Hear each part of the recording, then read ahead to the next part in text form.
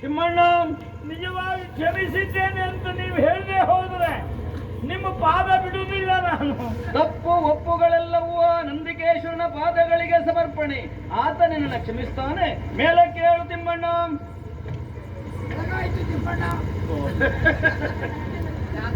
ಬ್ರಾಹ್ಮಣೋತ್ತಮರೇ, ತಿಮ್ಮಣ್ಣ, ಆವತ್ತು ನೀವು ನಿಜವಾದ ಒಂದು ಮಾತು ಹೇಳಿದ್ದೀರಿ. ಯಾವ ಕಾರಣಕ್ಕೂ ನಿನ್ನ ಮೇಲೆ ಸಿಟ್ಟಿಲ್ಲ, ಬೇಸರ ಇಲ್ಲ. ಆದ್ರೆ ನಿನ್ನ ಪರಿಸ್ಥಿತಿ ಏನು ಅಂತ ನನಗೆ ಗೊತ್ತಾಗುತ್ತಿಲ್ಲ. ಯಾಕೆಂದ್ರೆ ದೈವನಿಂದ ಬ್ರಾಹ್ಮಣರನಿಂದ ನೀನು ಮಾಡಿದ್ದೀಯ ಅಂತ ಹೇಳಿದ್ರಿ. ನಿಜವಾದ ಬ್ರಾಹ್ಮಣ್ಯ ಉಳ್ಳವರು ಹಾಗೆ, ಅದು ಸಾಮಾನ್ಯವಾದದ್ದಲ್ಲ. ದೇವರಿಗೆ ಸಮಾನ ಅಂತ ಜನ ಗುರುತಿಸುವುದು ಯಾಕೆ? ದೇವರನ್ನು ನಿಂದೆ ಮಾಡಿದರೆ ದೇವರು ಖಂಡಿತ ನೊಂದುಕೊಳ್ಳುವುದಿಲ್ಲ, ಶಪಿಸುವುದಿಲ್ಲ. ಹಾಗಂತ ಬ್ರಾಹ್ಮಣ್ಯವೂ ಹಾಗೆ, ಪ್ರತಿ ದೇವರೇ ಬಿಟ್ಟರೆ ಬೇರೆ ಅಲ್ಲ.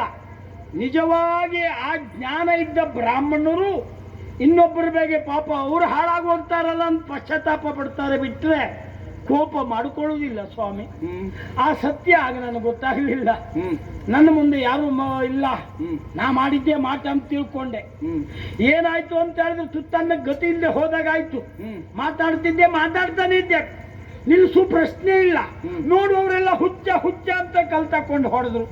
ಮೈ ಮೇಲೆ ಇದ್ದ ಬಟ್ಟೆ ಹೋಯ್ತು, ತುತ್ತನ್ನಕ್ಕೆ ಗತಿ ಇಲ್ಲ, ಹೀನಾಯ ಸ್ಥಿತಿ ಬಂತು. ಏನ್ ಮಾಡುದು ಇಷ್ಟೇ ಬಿಟ್ರೆ ಕೊನೆಗೆ ಏನಾಯ್ತು ಅಂತಲೇ ಗೊತ್ತಿಲ್ಲ. ಹೊತ್ತಿನ ತುತ್ತುಕೂಳಿಗೂ ತತ್ವಾರ ಪಡುವಂತಹ ದುಸ್ಥಿತಿ ನಿನ್ನ ಪಾಲಿಗೆ ಬಂದು ಊರೂರು ಅಂಡಲಯುವಂತಾಯಿತು, ಅರೆ ಹುಚ್ಚನಂತಾಗಿ. ದೈವ ದೇವರುಗಳ ಕರುಣೆಯಿಂದಾಗಿ ಪುನಃ ನೀನು ಈ ಸ್ಥಳಕ್ಕೆ ಬರುವ ಹಾಗಾಯಿತು. ಪ್ರಸಾದ ನಿನ್ನ ಪಾಲಿಗೆ ದಕ್ಕಿದಂತಹ ಕಾಲಕ್ಕೆ ಹೌದು, ಹುಚ್ಚು ಬಿಟ್ಟು ಹೋದ ಹಾಗಾಯಿತು ಸ್ವಾಮಿ. ನಾನು ಪಾಪಿಷ್ಟ ಹೌದು ಅಂತಾದ್ರೆ ಇಲ್ಲಿ ಬಂದದ್ದು ಹೇಗೆ ಅನ್ನೋದು ಪ್ರಶ್ನೆ ಅಲ್ವಾ? ನೀನಂದು ನನ್ನನ್ನು ವಿಮರ್ಶಿಸುವ ದೃಷ್ಟಿಯಿಂದಲಾದರೂ ನಾ ಹೇಳಿದ ಕಥೆಯನ್ನ ಕೇಳಿಸಿಕೊಂಡೆಯಲ್ಲ. ಪುರಾಣದ್ದು ಹೌದು, ಪುಣ್ಯಕಥೆ. ಅದರ ಪುಣ್ಯ ನಿನ್ನ ಪಾಲಿಗೆ ಇಲ್ಲಿಗೆ 5 ಗಳಿಗೆ ಭಕ್ತರೆಲ್ಲ ತಪ್ಪು ಅನ್ನುವ ಕಾರಣಕ್ಕೆ ಲಕ್ಷವಿಟ್ಟು ಕೇಳಿದ್ರು. ಪುರಾಣದ ಪುಣ್ಯಕಥೆ ಕೇಳಿದ್ದು ಸತ್ಯ. ಆ ಪುಣ್ಯದಿಂದಲೇ ನೀನು ಇಲ್ಲಿಗೆ ಬರುವ ಹಾಗಾಯ್ತು. ಆ ಪುಣ್ಯ ಕ್ಷೇತ್ರಕ್ಕೆ ಬಂದು ಬಿದ್ದು ಇಲ್ಲೇ ಸರಿಯಾಗುವಾಗ ಆಯ್ತು. ಅಲ್ಲವೇ ದಾರಿ ಬದಿಯಲ್ಲಿ ಮತ್ತೆಲ್ಲೋ ಬೀಳುತ್ತಿದ್ಯೋ ಏನು? ಬಟ್ರೆ ಒಂದು ಅವತ್ತು ಆ ಕತೆ ಹೇಳುವಾಗಲೇ ಕೆಲವರು ಎದ್ದೋಗಿದ್ರು. ಅವ್ರ ಕಥೆಯ ಅವರವರು ಎಷ್ಟೆಷ್ಟು ಕೇಳಿದ್ದಾರೋ ಅಷ್ಟಷ್ಟು ಪುಣ್ಯ ಅವರ ಪಾಲಿಗೆ ದಕ್ಕುತ್ತದೆ. ಸಿಗ್ತದೆ ಬಿಟ್ಟರೆ ಪಾಪ ಇಲ್ಲ. ಬ್ರಾಹ್ಮಣೋತ್ತಮರೇ, ನಿಮ್ಮಲ್ಲಿ ನಾನು ಬೇಡ್ಕೊಳ್ಳುವುದಿಷ್ಟೇ, ಮಾಡಿದ್ದೆಲ್ಲ ಅನುಭವಿಸಿದ್ದೇನೆ. ಯಾರೇ ಮಾಡಿದ್ರು ಅನುಭವಿಸಲೇಬೇಕಾದದ್ದು ಸಿದ್ಧ.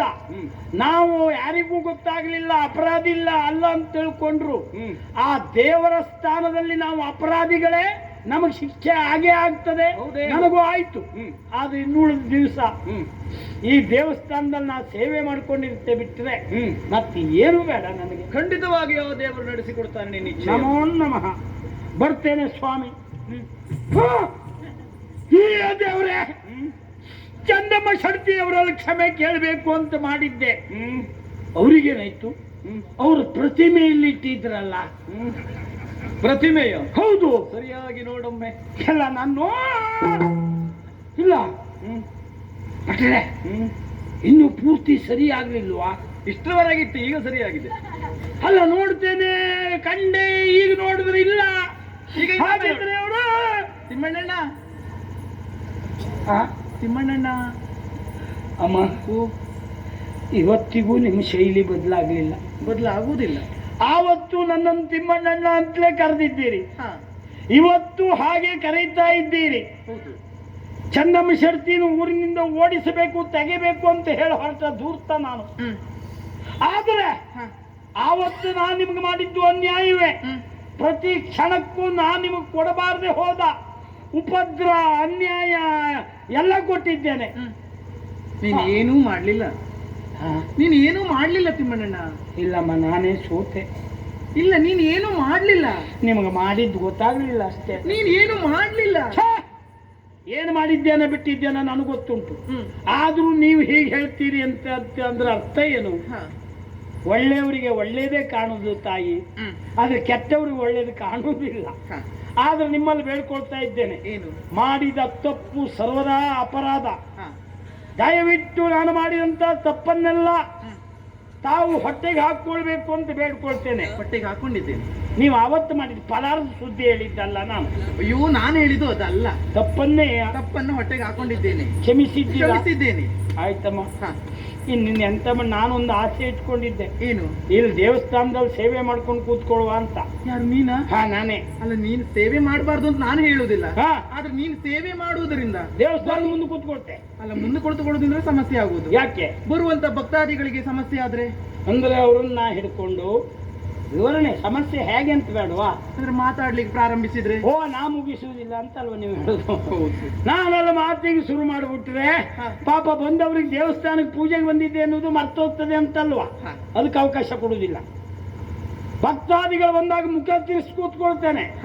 ಒಳಗಡೆ ಹೋಗಿ ಅವರು ಸೇವೆ ಕೊಟ್ಟು ದೇವಸ್ಥಾನದ ಹೊರಗೆ ಬಂದ್ರೆ ಅಲ್ಲೇ ಹಿಡ್ಕೊಂಡು ಮಾತಿಗೆ ಶುರು ಮಾಡುತ್ತೆ. ಶುರು ಮಾಡಿದ್ರೆ ಮರ್ದಿವ್ಸ ಮತ್ತೊಂದು ಪೂಜೆ ಕೊಟ್ಟು ಹೋಗ್ಬೇಕು ಅವ್ರು. ಅಲ್ಲ, ನಿನ್ನೊಂದಿಗೆ ಮಾತಾಡ್ಲಿಕ್ಕೆ ಪ್ರಾರಂಭಿಸಿದ್ರೆ ಇನ್ನೊಂದು ಪೂಜೆ ಕೊಡುವುದೇ. ಅಷ್ಟೇ ಮಾಡ್ತೆ. ದೇವಸ್ಥಾನಕ್ಕೂ ಲಾಭ ಮಾಡ್ತೆ. ಅದ್ರ ಮಟ್ಟಿಗೆ ಚಿಂತೆ ಬೇಡ. ಆದಿತಂತೆ. ಆದ್ರೆ ಆದಷ್ಟು ಬೇಗ ನಿನ್ನ ಮನೆಗೆ ಹೋಗ್ಬೇಕು. ಯಾಕಂದ್ರೆ ಊರೂರು ತಿರುಗ್ತಾ ಇದ್ದಾವ ಹುಚ್ಚಿಡಿದು ಅಲ್ವಾ? ಹೆಂಡತಿ ಮಕ್ಕಳು ನಿನಗಾಗಿ ಕಾಯ್ತಾ ಇರ್ತಾರೆ. ಪಾಪ ಒಮ್ಮೆ ಅವ್ರ ಮುಖ ನೋಡ್ಕೊಂಡು ಬಾರ. ನಿಮ್ಗೆ ವಿಷಯ ಗೊತ್ತಿಲ್ಲ.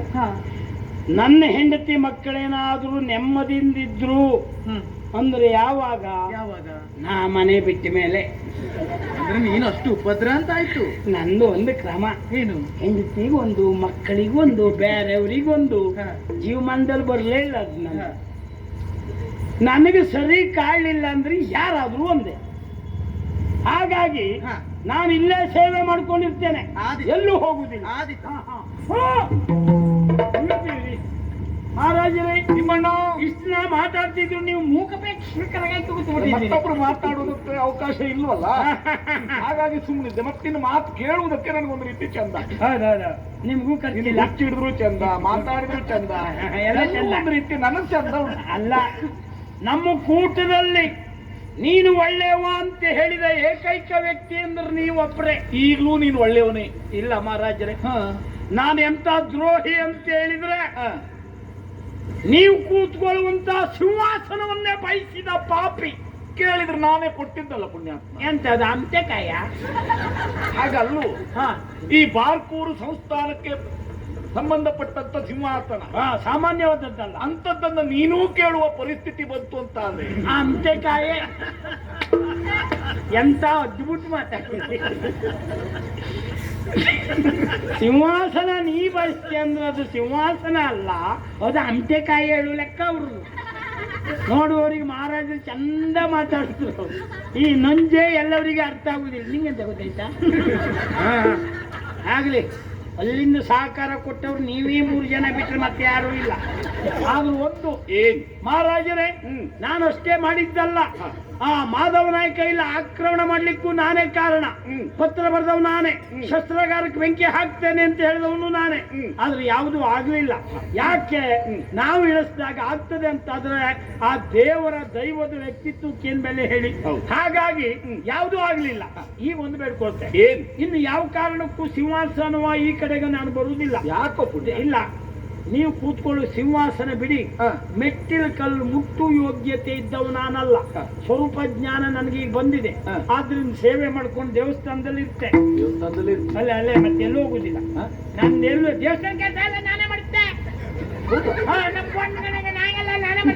ಮೊದಲೇ ಮಾಡ್ಬೇಕಿತ್ತು. ನೀನೇನಾದ್ರೂ ಉದ್ಧಾರ ಆಗುದಿದ್ರೆ ಮೊದಲು ದೇವಸ್ಥಾನದಲ್ಲಿ ಸೇರ್ಕೊಳ್ಬೇಕು. ಅಲ್ಲ, ನಾವ ಮಾಡ್ತೆ. ಕೊನೆ ಕಾಲದಲ್ಲಿ ದೇವಸ್ಥಾನ ಸೇವೆ ಮಾಡುವ ಮನಸ್ಸು ಬಂತಲ್ಲ. ಪುರಾಣ ಇತಿಹಾಸ ಇದ್ದ ಶಿವನ ಸ್ಥಾನದಲ್ಲಿ ನಾನು ಕೆಲಸ ಮಾಡಿ ಮಳಲು ಅದು ಇದು ಎಲ್ಲ ತರಿಸಿ ದೇವಸ್ಥಾನ ಕಟ್ಟುವಲ್ಲಿ ಪೂರ್ಣ ಪ್ರಯತ್ನ ಉಂಟು ನಮ್ಗೆ. ಮಾಡ್ತೀಯಲ್ಲ, ಇನ್ನಾದ್ರೂ ಒಳ್ಳೇದಾಗ್ತದೆ. ನೋಡ್ತೇನೆ.